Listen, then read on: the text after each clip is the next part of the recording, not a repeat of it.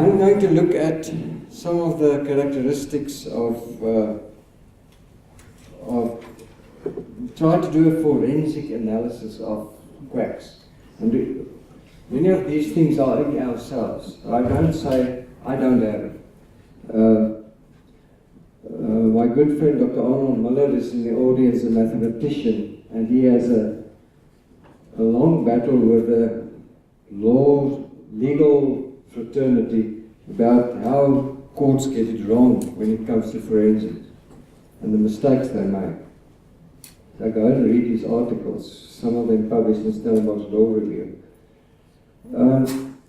I first want to look at Carl Sagan, the baloney detection kit that he designed. We called it earlier on today, Jimmy called it bullshit.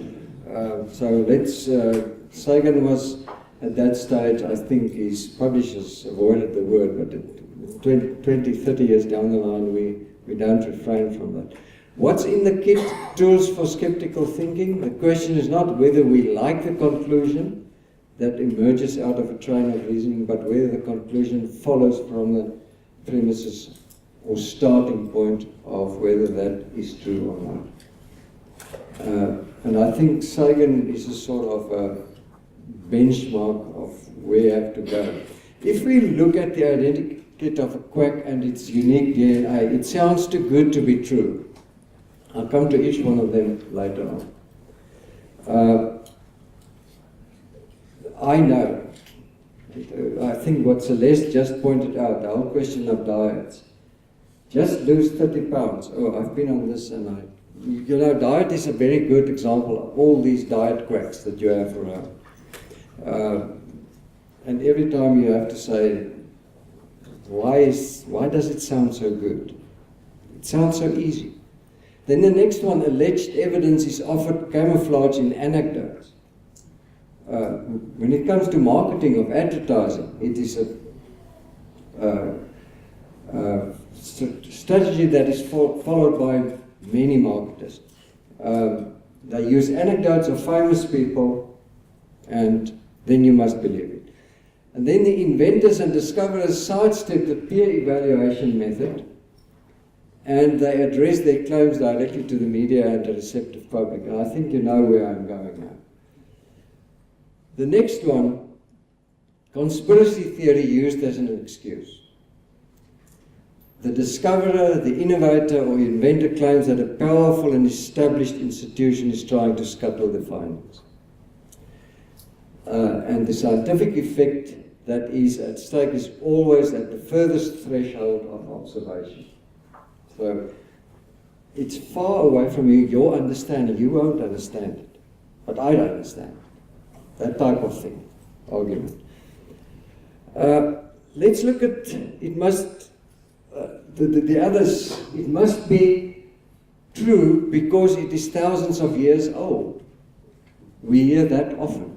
Chinese have been using this, and old societies, ancient civilization, so it must be true. Then the next one, the inventor is a loner who is not appreciated. Poor soul, he's an outsider. The next one, the discoverer has to propose a new natural law to explain an observation.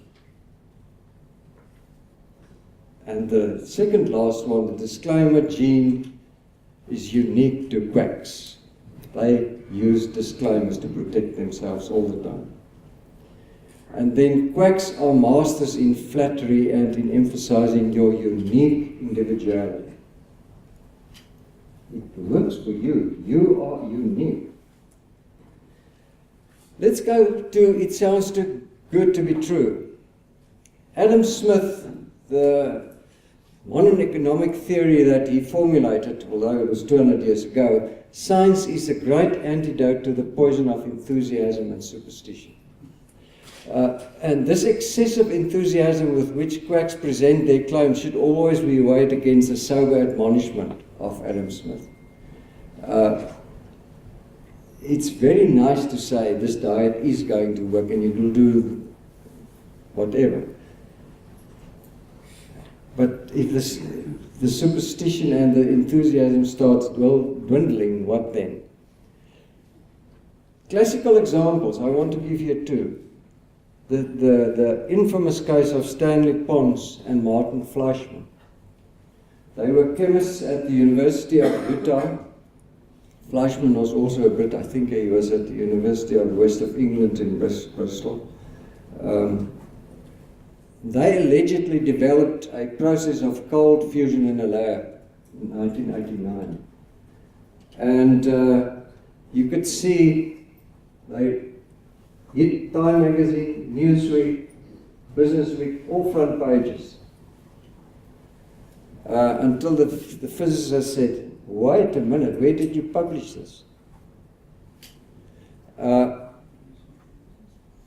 The two chemists became the heroes of the media, which disseminated the nonsense offhandedly and uncritically. From Larry King at CNN to internationally respected and authoritative publications. The Wall Street Journal would run unfailingly optimistic cold fusion stories. This comes from Robert Park's book, Pseudoscience, in which he deals with the whole case. Robert Park was he's a physicist, scientific advisor of Bill Clinton's presidency.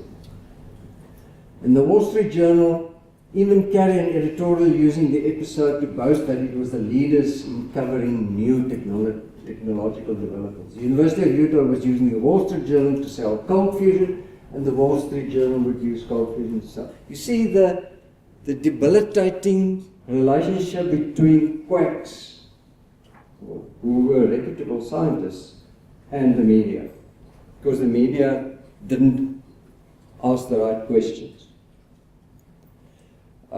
Then we have, and I'm going to name him. Johannes was afraid, and a few others were afraid.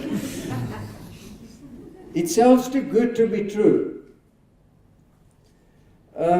If Professor Noakes makes the following statement, which he later denied, but which you can go and find on the internet, it is there, the podcast. And that's where I got it, and I listened right through the whole debate with Lionel Opie. If you eat a high-fat diet all your life, you will not develop diabetes, you will not get cancer, you will not get dementia. That I can guarantee you. That is the phrase of a quack. You can't guarantee anything in science. And if a scientist says that, he's not a scientist. I know he's a great scientist. But, and then he goes to the traditional societies and they don't get cancer, which is total nonsense. To use Jimmy's quote, bullshit. Then the second point, alleged evidence is offered camouflage in anecdotes. I don't know if you can read that, how to make a scientist's head explode. Anecdotal evidence isn't valid. Yes, it is. I once used an anecdote as evidence, and later it turned out I was right. We do it all the time.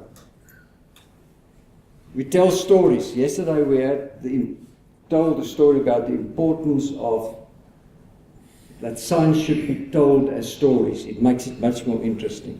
That is absolutely true. It breaks the intricateness down so that people can understand it. But anecdotes are very valuable, but they can be very dangerous if used not responsibly. So by the way, I just forgot to say this. I didn't put myself to speak on both places. I only would have spoken today. Yesterday I had to speak because some speaker withdrew. Literally when we had the proofs ready and everything of the program. So sorry if you have an overindulgence of mine. The next thing is, the alleged evidence is offered camouflage in anecdotes. Robert Park, again the physicist who wrote that wonderful book, you can go and read Pseudoscience, it's an excellent book. If modern science has learned anything in the past century, it is to distrust anecdotal evidence. Because anecdotes have a very strong emotional impact, they serve to keep superstitious beliefs alive in an age of science. The most important discovery of modern medicine is not vaccines or antibiotics. It is the randomized double-blind test by means of which we know what works and what doesn't. And in medical science, that is absolutely necessary. Contrary to the saying, data is not the plural of anecdote. And that's where mathematics come in. And then the third point, the third point of, or part of this identikit, the inventors and discoverers sidestep the peer evaluation method and address their claims directly to the media and the receptive public. And I think we've had quite a few examples from Jimmy and from Moodley and various other speakers where Thabo Mbeki and his Minister of Health were exploring all avenues. The cold fusion calamity of Stellenbosch, the Byron fiasco at University of Pretoria, and the Mbeki denialism of the link between HIV and AIDS are good examples. Pons and Martin Fleischmann, through the University of Utah, called a news conference that they have succeeded in creating cold fusion in the laboratory. And the media took it up. The media should have asked immediately. The same with Olga Fischer and the two professors from University of Pretoria with Byron. They should have immediately asked, where was this published in a peer-reviewed magazine or journal? Was it published? Show us your data. It was not done. So the media failed to protect the public. They should have asked those questions and it would have been a non-story. It would have been killed in the first day. But they didn't. And then the LCHF diet and Tim Noakes' claim about its prevention of cancer. I ask the same thing. I've been bombarded by the Noakes cult, not him, his followers, before this conference. Suddenly, 2 nights ago, here they come, trying to tell me not to talk about him because of the science about him. And that is manipulation of a true endeavor to find the truth in science. For example, you are being blocked on certain social media platforms because you don't want to hear the dissonant views, you follow your own confirmation bias. Try it. Go on Twitter and see what happens to you. The conspiracy theory as an excuse. The discoverer, the innovator claims a powerful and established institution is trying to scuttle the findings. Pons and Fleischmann used the example as chemists that the American Physics Association were trying to suppress their wonderful discovery. And the same happens with Professor Noakes. If it sounds like a conspiracy theory, that's because it is. It's a mix of inaccurate data from the 1960s, the might of the sugar and grain lobbyists, and the fact that many people stand to lose their jobs if we stop eating sugar and refined carbohydrates. So he is being on record quoted that he uses this conspiracy theory. Homeopaths often use the same arguments of conspiracies against them by the pharmaceutical industry. I've found it every time I tweet or make a comment about homeopaths, studies finding homeopathy bunk, you get this. When we announced this conference, for example, there were homeopaths who immediately tweeted, big pharma behind this whole conference. So that is the type of thing that happens. People conspire to keep you from the truth. Somebody. I had a personal experience when my last book on quackery came out. The Wordsworth branch here in Somerset West refused to sell my book on quackery because the manager's son is a homeopath practitioner. I inadvertently picked it up and asked questions, and then somebody, one of the sales ladies came to me. I know her from, she was at the Naspers bookshop in Media 24 Center, the Naspers Center, and she apologized profusely, and I asked, why are you apologizing? She said, why we took your book away? I said, I didn't know that. And then she gave, the whole story came out. But this is the type of censorship you get when you ask difficult questions. The scientific effect that is at stake is always at the furthest threshold of observation. Quacks who make far-fetched claims often hide behind the shield that not everyone has the gift or the ability to see, experience, or hear what they observe or allege to observe. For example, psychics talking to the dead. Linking up with what Johannes was just saying. I've had personal experience with Marietta Tennyson and Julia telling me, yes, but you can't understand that we are talking to the dead. We do hear them. And how dare you question us? So they tell you you don't have that ability to see far beyond what we are saying, what we are seeing. All scientific measurements must contend with some level of background noise or statistical fluctuation, but if the signal-to-noise ratio can not be improved, even in principle, the effect is probably not real and the work is not science. Thousands of published papers in parapsychology, Johannes, for example, claim to report verified instances of telepathy, psychokinesis, or precognition, but those effects show up only in tortured analysis of statistics. They don't know how to analyze the statistics. And the researchers can find no way to boost the signal, which suggests that it isn't really there. And then it must be true because it is thousands of years old. I think all of us have been confronted with that. Chinese and Ayurvedic medical practices from the East are often propounded in the West as being better and true because something that has been accepted and applied in health practices for so many years must be true. And we all make that mistake. It has been working for so many years, but although we never ask the question, has it really been working for thousands of years? Or has it been tested ever?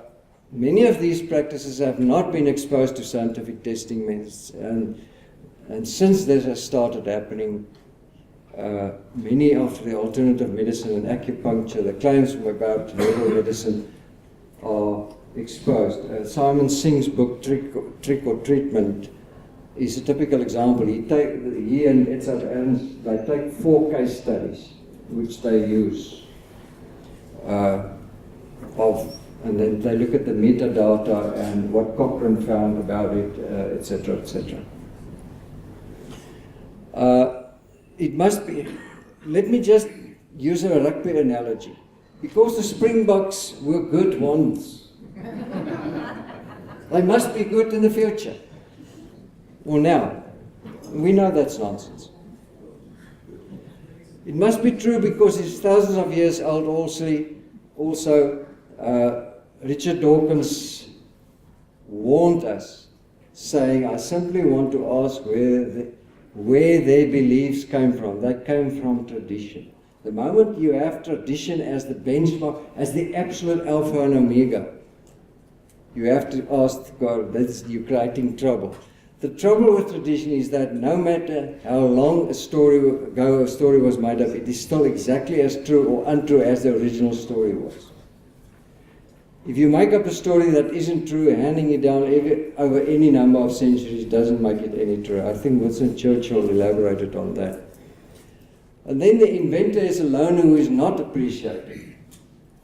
The question of breakthroughs, Michael Shermer, American skeptic, pointed that out. For every Galileo, there are thousands of unknown people whose truths are never accepted simply because they do not meet the requirements of scientific analysis. And they become heroes in society, but they don't,